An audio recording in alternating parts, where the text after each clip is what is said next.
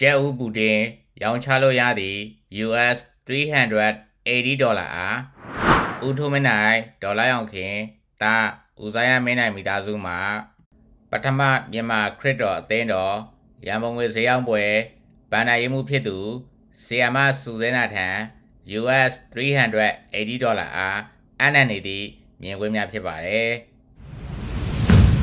ကျဲဥပူတင်ဝယ်ယူအားပေးသည့်ဧည့်သည်များ၏မြင်ကွင်းများဖြစ်ပါတယ်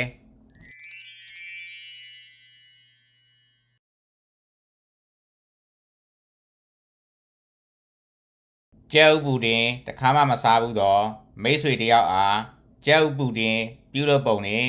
ကျဲဥပူတင်ပြုလုပ်ရာတွင်ပါဝင်သောပစ္စည်းများကိုပြည့်စုံစွာနားလည်အောင်ရှင်းပြပေးသည့်အတွက်ကျဲဥပူတင်နှစ်ခွက်ဝယ်ယူအားပေးခဲ့သည့်မိတ်ဆွေတယောက်ရဲ့ပုံရိပ်များဖြစ်ပါတယ်ဈေးတဲ့ဆိုတာကိုရောင်းနေတဲ့ပစ္စည်းအကြောင်းကို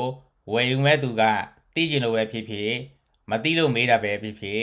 စိတ်ရှိစွာဖြင့်ရှင်းပြပေးဖို့လိုအပ်ပါတယ်နားလည်လွယ်အောင်ပြည့်စုံစွာဖြင့်ရှင်းပြပေးသည့်အတွက်မိတ်ဆွေမှာကျဲဥပူတင်နှစ်ခွက်ဝယ်ယူအားပေးခဲ့ပါတယ်ကျဲဥပူတင်ရောင်းချရန်ခွက်80ပြင်ဆင်ထားတော့လေရောင်းချလို့ရသည်ခွက်38ခွက် US $380 အားပထမမြန်မာခရစ်တော်အသင်းတော်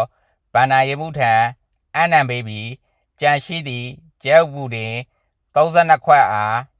ပထမမြန်မာခရစ်တော်အသင်းတော်မှဆရာဆရာမများမိတ်ဆွေတငယ်ချင်းများကိုတယောက်လျင်တပူလက်ဆောင်အဖြစ်ပြန်လည်ဝေမျှပေးခဲ့ပါသည်ဘယ်နိုင်ငံမှာပဲနေကိုလုံးနိုင်တဲ့အချိန်ကိုအဆင်ပြေနေတဲ့အချိန်မှာကိုပတ်ဝန်းကျင်မှာရှိတဲ့လူမှုအဖွဲ့အစည်းများအတွက်ကိုတက်နိုင်တဲ့အင်အားလေးဖြင့်ရနိုင်သလောက်လုံနိုင်သလောက်စူးစမ်းကြည့်ပါ